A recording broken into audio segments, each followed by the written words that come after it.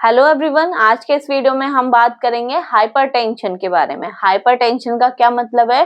BP का बढ़ जाना। ठीक है, ये आपने ज्यादातर लोगों से सुना होगा कि भाई किसी का बीपी बढ़ गया है, किसी का कम हो गया है। तो जिसका बीपी बढ़ जाता है उसको हम क्या बोलते हैं? हाई ब्लड प्रेशर बोलते हैं। उसी को हम मेडिकल टर्म में हाइपरटेंशन बोलते हैं। ठीक है, आज हम इस वीडियो में इसी के बारे में बात करेंगे कि हाइपरटेंशन क्या है, कितने स्टेजेस होती हैं हाइपरटेंशन की, हाइपरटेंशन कब कहलाता है, कितने बीपी पर हाइपरटेंशन होता है, किसके कारण से होता है, क्या लक्षण होते हैं, कैसे डायग्नोस करते हैं, क्या ट्रीटमेंट लेना चाहिए, सारी चीजें आज हम इस वीडियो में डिटेल में देखेंगे। तो वीडियो को पूरा देखिएगा जिससे कि आपको सही जानकारी मिल सके। ठीक है, तो हाइपरटेंशन का क्या मतलब है? उच्च रक्तचाप मतलब बीपी का हाई हो जाना। अब बीपी कितने से हाई होगा, तो उसके लिए हमें नॉर्मल कंडीशंस भी पता होनी चाहिए और स्टेज 1, स्टेज 2, स्टेज 3 भाई कहाँ तक हाई होना चाहिए वो भी चीजें हमें पता होनी चाहिए। ठीक है, तो हाइपरटेंशन क्या है? एक लॉन्ग टर्म कंडीशन है ना? क्या है? एक लॉन्ग टर्म वह स्थिति है जिसमें क्या रहता है, जो ब्लड प्रेशर है वो हमेशा हाई रहता है। उस कंडीशन को हम क्या बोलते हैं? हाइपरटेंशन। जिसमें कि रक्तचाप लगातार बढ़ा हुआ रहता है, उस कंडीशन को हम हाइपरटेंशन कहते हैं। ठीक है, इसके कारण से क्या होता है भाई? हाई क्यों रहता है? ब्लड प्रेशर जो है वो हाई क्यों रहता है? ब्लड प्रेशर का मतलब पहले समझो। जो हमारे बॉडी में ब्लड वेसल्स हैं, ठीक है, जो आर्टरीज हैं, वेन्स हैं, ठीक है, उनमें क्या होगा? उनपे ब्लड बहता है। ठीक है भाई, हमारी जो आर्टरीज हैं उनमें क्या होता है? ब्लड बहता है। ठीक है, अब वो जो ब्लड है वो उन आर्टरीज पे दबाव डाल रही है, उसको हम ब्लड प्रेशर बोलते हैं। मतलब ब्लड के द्वारा जो दबाव महसूस हो रहा है आर्टरीज पर, उसको हम ब्लड प्रेशर बोल रहे हैं। अगर अगर वो दबाव ज्यादा होगा तो हाई ब्लड प्रेशर, दबाव कम होगा तो लो ब्लड प्रेशर। ठीक है, तो दबाव ज्यादा कब होगा? जब हार्ट पे ज्यादा वर्कलोड होगा, ज्यादा काम कराया जाएगा। ठीक है, देखो, इट इंक्रीजेस हार्ट वर्कलोड। जब हार्ट का जो काम है वो ज्यादा बढ़ जाएगा, ठीक है, जिसके कारण से जो ब्लड वेसल्स हैं वो डैमेज होना शुरू होंगी, उनपे दबाव ज्यादा लगेगा। तो उस कंडीशन में ब्लड का जो प्रेशर है वो हाई हो जाता है। ठीक है, ये हृदय पर दबाव बढ़ाता है और रक्त वाहियाओं को नुकसान पहुंचाता है। ठीक है भाई, ब्लड प्रेशर, अगर ब्लड बहुत ज्यादा प्रेशर लगाएगा आर्टरीज पर, वेन्स पर, ठीक है, ब्लड वेसल्स पे, तो क्या होगा? जो ब्लड वेसल्स है वो डैमेज हो सकती है। ठीक है, अब देखते हैं भाई ब्लड प्रेशर्स की जो कैटेगरीज है क्या है। तो सबसे पहले हमें ब्लड प्रेशर नॉर्मल पता होना चाहिए, कितना होता है? 120/80। ठीक है, देखो, ये है बीपी इंस्ट्रूमेंट जिसको कि हम स्फेग्नोमैनोमीटर बोलते हैं। ठीक है, ये किसी भी हॉस्पिटल, क्लिनिक सब पर अवेलेबल होता है। इसको हम बीपी एपरेटस, ठीक है, या बीपी मशीन या स्फेग्नोमैनोमीटर कहते हैं। इसमें क्या किया जाता है? पर्सन जो पेशेंट है उसके हाथ पर कफ बांधा जाता है, इसको हम कफ बोलते हैं। ठीक है, ये हम पर्सन के हाथ पर बांधते हैं। कहाँ पर? एल्बो से, ठीक है, इतना ऊपर बांधते हैं, थोड़ा सा 1 या 2 सेंटीमीटर ऊपर बांधते हैं एल्बो से। ठीक है, और ये जो आगे की तरफ है ये हमारे एल्बो की तरफ होना चाहिए। ठीक है, ये हम ना तो ज्यादा टाइट बांधते हैं ना ज्यादा लूज बांधते हैं, उससे क्या होगा? रीडिंग क्या होगी? हमारी सही नहीं आएगी। ठीक है, तो पेशेंट को पहले रिलैक्स कंडीशन में, कंफर्टेबल पोजीशन में बैठाएं। ठीक है, उसके बाद हम बीपी लें। ठीक है, अब डिजिटल चल गई हैं। ठीक है, तो इस तरीके से डिजिटल स्फेग्नोमैनोमीटर या बीपी एपरेटस आता है। तो यहाँ से हम स्टार्ट का बटन दबाते हैं और ये हमारा सिस्टोलिक और ये हमारा डायस्टोलिक जो बीपी है वो आ जाता है। ठीक है, सिस्टोलिक और डायस्टोलिक क्या होता है? सिस्टोलिक जो बीपी है वो कब आएगा? जब जो हमारी जो ब्लड वेसल्स हैं वो कॉन्ट्रैक्ट होंगी। ठीक है, जब क्या होगा? हमारा सिस्टोलिक आएगा। और जब हमारा जो ब्लड वेसल्स है वो रिलैक्स कंडीशन में होंगी, ठीक है, तो हमारा डायस्टोलिक आएगा। क्लियर? अगर आप मेडिकल, नर्सिंग या फार्मेसी के स्टूडेंट हैं या किसी क्लिनिक या हॉस्पिटल में वर्किंग है या जनरल प्रैक्टिशनर हैं, मेरी वीडियो देखना आप लोगों को पसंद है तो हमारा गूगल प्ले स्टोर पर वर्षा नर्सिंग एकेडमी के नाम से ऐप है। वहां पर नए-नए कोर्सेज हैं। एनाटॉमी एंड फिजियोलॉजी का कोर्स है, ओटी का कोर्स है, मैथ 360 का कोर्स है, 300 से ज्यादा बीमारियों का कोर्स है। जो भी आपको स्टडी में हेल्प करे उस कोर्सेज को परचेज करें जिससे कि आपको स्टडी में हेल्प मिले।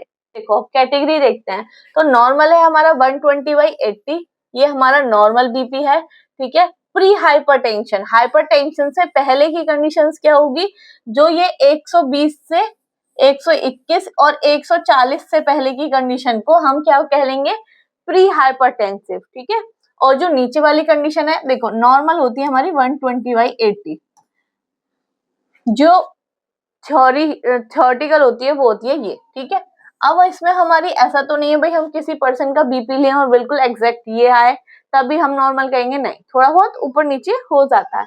तो अगर 120 से लेके 139 के बीच में ऊपर वाला आ रहा है, ठीक है, तो वो प्री हाइपरटेंशन की, अभी हाइपरटेंशन में नहीं गया है, प्री है। ठीक है, उसके हमें मॉनिटरिंग करनी चाहिए। और जो नीचे वाला है वो 81 से 89 के बीच में होना चाहिए, तो अभी वो हाइपरटेंशन की कंडीशन में नहीं है पर उसे ध्यान देना चाहिए।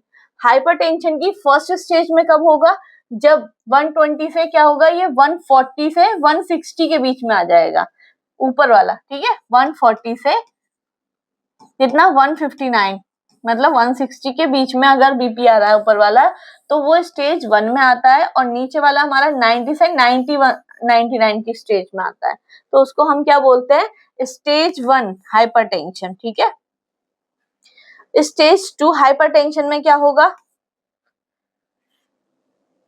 160 से ज्यादा।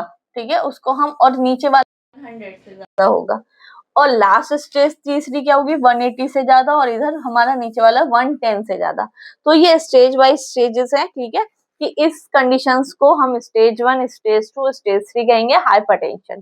क्लियर, आप नॉर्मल ये चीज देखिए, मैं आपको सिंपल लैंग्वेज में बता रही हूँ, कैटेगरी वाइज भी बताया है। सिंपल लैंग्वेज में ये है कि नॉर्मल बीपी क्या होता है, 120/80। ठीक है, जो ऊपर की वैल्यू है वो है 120 जिसको हम सिस्टोलिक बीपी बोलते हैं, नीचे की है 80 जिसको हम डायस्टोलिक बोलते हैं। ठीक है, अब अगर 140 से ऊपर जा रहा है ऊपर वाला, ठीक है, और नीचे वाला हमारा, ठीक है, 100 से ऊपर जा रहा है, जो हमारा 80 है नीचे वाला वो 100 से ऊपर जा रहा है, तो वो किस कंडीशन में आ सकता है, आएगा हाइपरटेंशन की कंडीशन में। अब वो स्टेज 1, स्टेज 2, स्टेज 3, ठीक है, नेक्स्ट है, सिर्फ ये ध्यान रखिए। अब इसके जो कारण है, हाइपरटेंशन किसके कारण से हो रहा है ना, तो इसके दो कारण है, प्राइमरी और सेकेंडरी। प्राइमरी क्या है, जो हमारी लाइफस्टाइल है उसके कारण से हो रहा है, और सेकेंडरी किसी बीमारी की वजह से हाइपरटेंशन की कंडीशन हो रही है, बीपी बढ़ रहा है। प्राइमरी में क्या होगा, है ना, कोई एग्जैक्ट कॉज नहीं होता, 80% केसेस हमारे प्राइमरी के ही पाए जाते हैं जिनका बीपी हाई होता है। मेनली होता है फैमिली हिस्ट्री, भाई शुरुआत से उनके फैमिली में चली आ रही है तो बीपी उनका भी बढ़ा हुआ रहता है। ओबेसिटी, मोटापे के कारण से क्या होगा, ब्लड वेसल्स पे प्रेशर ज्यादा पड़ता है जिसके कारण से बीपी इंक्रीज रहता है। अनहेल्दी डाइट, ठीक है, डाइट सही नहीं खाने के कारण भी बीपी बढ़ता है। ज्यादा सॉल्ट, मतलब अपने डाइट में ज्यादा सॉल्ट इनटेक लेने से भी बीपी हाई हो जाता है। तो ये है हमारे प्राइमरी, जो हमारे से रिलेटेड है ना, हमारी लाइफस्टाइल से रिलेटेड अगर कोई दिक्कत है उसके कारण से बीपी बढ़ रहा है।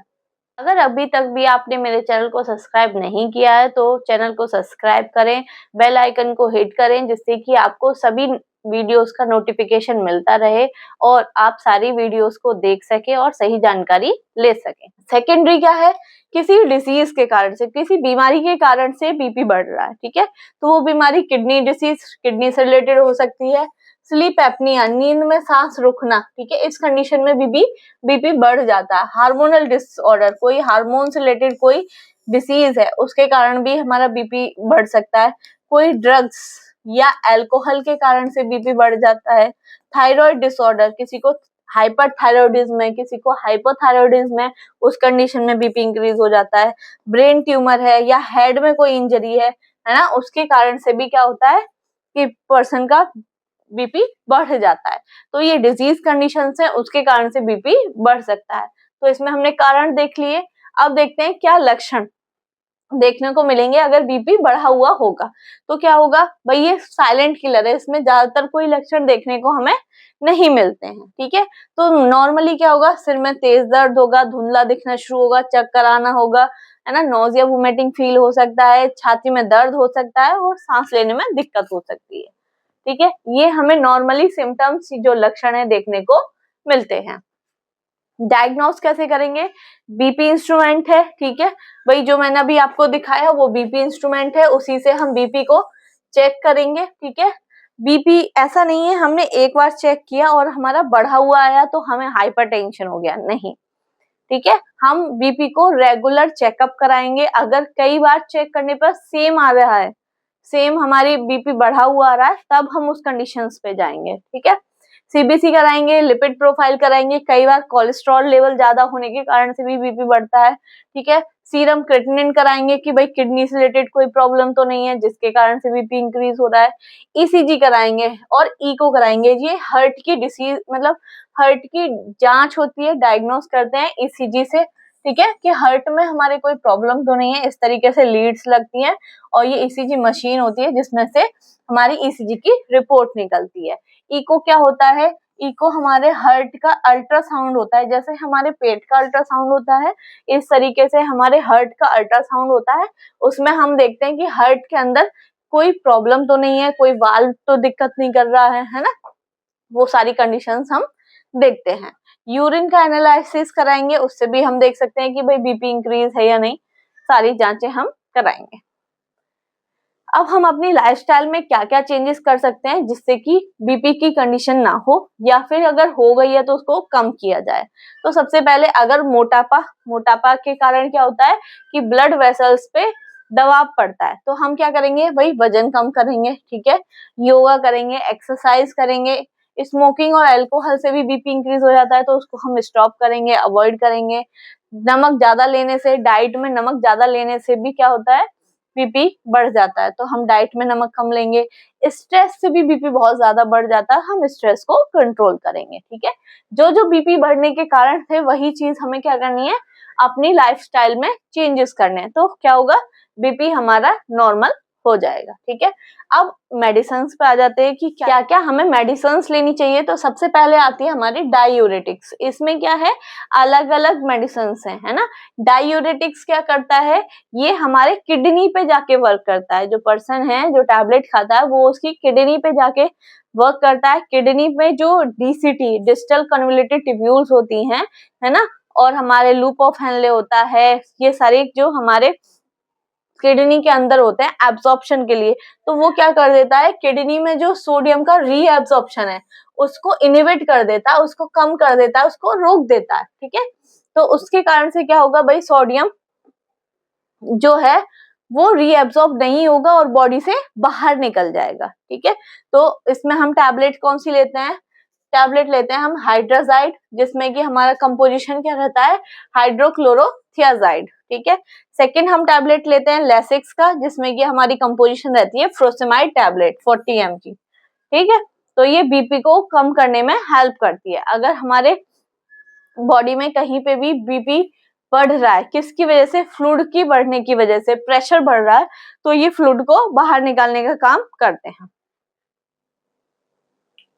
Beta blockers. ठीक है, नेक्स्ट क्या है हमारा, बीटा ब्लॉकर्स। ये क्या करती हैं, ये टैबलेट्स हार्ट के वर्कलोड को कम कर देती हैं, जिससे कि हार्ट रेट और जो फोर्स है उस पर जो दबाव पड़ रहा है वो कम हो जाता है। ठीक है, तो कौन कौन सी टैबलेट्स हैं, टैबलेट्स है बीटा कार्ड, जिसमें कि हमारा कंपोजिशन है एटेनोल। ठीक है, बीपी को कम करने का काम करता है। इंड्रेल है, जिसमें कि हमारी कंपोजिशन है प्रोपेनॉल करके। ठीक है, ये दोनों टैबलेट्स क्या करती हैं, हमारे हार्ट का वर्कलोड कम करती है, जिससे हार्ट रेट और फोर्स हमारा कम हो जाता है। नेक्स्ट है हमारा calcium channel blocker. Calcium channel blocker का क्या मतलब है, ये क्या करती है, कैल्शियम की जो एंट्री है उसको रोक देती है। ठीक है, जो हमारे एक्स्ट्रा सेलुलर कैल्शियम्स हैं उसको सेल्स में नहीं जाने देती है, उनकी कैल्शियम की जो एंट्री है वो रोक देती है, ठीक है। और क्या करवा देती है, वैसोडाइलेशन करवाती है। वैसोडाइलेशन करवाएगी तो ब्लड वेसल्स में क्या होगा, वो डायलेट हो जाएंगी। डायलेट हो जाएगी तो हार्ट रेट भी क्या हो जाएगा, कम हो जाएगा, तो बीपी भी कम हो जाएगा, ठीक है। तो कौन कौन सी टैबलेट्स है हमारी, एम्लोवाइस, ठीक है, कौन सी है इसमें, एम्लोडिपिन हमारी कंपोजिशन है। सेकेंड है हमारी कैलाप्टिन जिसमें कि हमारा वेरापेम्रिल, ठीक है, कंपोजिशन कौन सा है हमारा, वेरापेम्रिल, ये हमारा कंपोजिशन है। ये अलग अलग वो चीजें हैं, तो बीटा ब्लॉकर अलग काम करता है, कैल्शियम चैनल अलग काम करता है ना, अल्फा ब्लॉकर अलग काम करता है, तो अलग अलग वो है टैबलेट्स हैं इनकी, ठीक है। कैल्शियम चैनल समझ में आ गया, ये कैल्शियम की एंट्री को रोक देता है और वैसो डायलेशन कराता है जिससे कि बीपी हमारा कम हो जाता है। नेक्स्ट है हमारा एसीई इनहिबिटर। एसीई की फुल फॉर्म क्या है, एंजियोटेंसिन कन्वर्टिंग एंजाइम, ठीक है, उसको क्या कर देता है, ये इनहिबिट कर देता है, जिससे जो एंजियोटेंसिन कन्वर्टिंग एंजाइम है वो क्या काम करता है, एंजियोटेंसिन 1 को एंजियोटेंसिन 2 में कन्वर्ट करता है, ठीक है। अब ये टैबलेट देकर हम क्या करेंगे, ये बंद कर देगा, इसको कन्वर्ट नहीं करेगा, तो ये क्या करेगा, वैसोकॉन्स्ट्रिक्शन नहीं करेगा, है ना। वैसोकॉन्स्ट्रिक्शन मतलब ब्लड वेसल्स को सिकुड़ने नहीं देगा, जिससे कि अगर वैसोकॉन्स्ट्रिक्शन नहीं होगा तो हमारा ब्लड प्रेशर कम नहीं, मतलब ज्यादा नहीं होगा, ठीक है। ये हमारी ब्लड वेसल्स है, अगर इसको कॉन्स्ट्रिक्ट करा देगा, वैसोकॉन्स्ट्रिक्शन कराएगा, ठीक है, तो क्या होगा, प्रेशर क्या हो जाएगा, इंक्रीज हो जाएगा, तो ये क्या करेगा, ये वैसोकॉन्स्ट्रिक्शन नहीं होने देता, जिससे कि हमारा जो बीपी है वो डाउन चला जाए, क्लियर। तो इसमें हमारी टैबलेट कौन सी है, कैप्टोन करके, जिसमें कैप्टोप्रिल हमारा कंपोजिशन पाया जाता है। नेक्स्ट है हमारी वैसोडाइलेटर। वैसोडाइलेटर का क्या मतलब है, ब्लड वेसल्स को डायलेट करने वाली ऐसी टैबलेट्स होती हैं जो हमारी ब्लड वेसल्स को ही डायलेट कर देती हैं, तो उन पे दबाव कम पड़ेगा तो बीपी कम हो जाएगा, ठीक है। ये डायरेक्ट आर्टरीज पर काम करती हैं, उनकी मसल्स पे काम करती हैं, ठीक है, और वेसल्स को डायलेट करवाती हैं। कौन कौन सी टैबलेट्स हैं हमारी, टैबलेट नाइट्रोस्टेट जिसमें हमारी नाइट्रोग्लिसरीन सबलिंगुअल जीभ के नीचे दी जाती है, ठीक है। ये क्या करती है, वेसल्स को डायलेट करती है, जिससे कि प्रेशर कम पड़ता है और बीपी कम हो जाता है। इसमें इंजेक्शन है हमारा नाइटोसाइड, जिसमें कि हमारा सोडियम नाइट्रोक्लोसाइड करके इंजेक्शन कंपोजिशन होता है, ठीक है। ये आईवी यूज के लिए दिया जाता है। नेक्स्ट है हमारा अल्फा ब्लॉकर। अल्फा ब्लॉकर क्या करते हैं, ये हमारे ब्लड वेसल्स की जो पेरिफेरल वैसोडाइलेशन है उनको करते हैं, है ना। पेरिफेरल मतलब जो ब्लड वेसल्स है उनके चारों तरफ के चारों तरफ जो है उसको वेसल्स को डायलेट करते हैं, जिससे कि प्रेशर कम हो जाए। कौन सी टैबलेट है, टैबलेट है हमारी मिनी प्रेस, जिसमें हमारा कंपोजिशन होता है प्राजोसिन, है ना। ये है मिनी प्रेस जिसका कंपोजिशन है हमारा प्राजोसिन हाइड्रोक्लोराइड, ठीक है। ये टैबलेट होती है जो बीपी को कम करती है। कैसे कम करेगी, जो हमारी ब्लड वेसल्स है उनके पेरिफेरल वैसोडाइलेशन करा के, ठीक है। तो इस वीडियो में हमने देखा हाइपरटेंशन के बारे में, हाइपरटेंशन की कैटेगरीज के बारे में, उनके प्राइमरी कारण क्या हैं, उनके सेकेंडरी कारण क्या हैं, क्या साइन एंड सिम्टम्स हैं, कैसे डायग्नोज करते हैं, क्या ट्रीटमेंट लेना चाहिए। ट्रीटमेंट में भी हमने अलग अलग चीजें पढ़ी, डायूरेटिक्स क्या करता है, अल्फा ब्लॉकर्स क्या करता है, एसी इनहिबिटर क्या करता है, कैल्शियम चैनल ब्लॉकर क्या करते हैं, है ना। ये चीजें हमने डिटेल में देखी हैं। आप लोग वीडियो तो पूरा देखते हैं लेकिन चैनल को सब्सक्राइब नहीं करते हैं। जिसने अभी तक भी चैनल को सब्सक्राइब नहीं किया है, चैनल को जाके सब्सक्राइब कीजिए और बेल आइकन को हिट करिए, जिससे कि आपको सारी वीडियोस के नोटिफिकेशन मिलते रहें और वीडियोस देखते रहें। मैं आप लोगों के लिए नए नए टॉपिक्स पर वीडियोस बनाती हूँ, बहुत मेहनत से वीडियोस बनाती हूँ, जिससे कि आपको सही जानकारी मिल सके। हिंदी प्लस इंग्लिश दोनों लैंग्वेज में बताती हूँ, जिससे कि किसी भी स्टूडेंट को समझने में या फिर पढ़ने में कोई दिक्कत ना हो।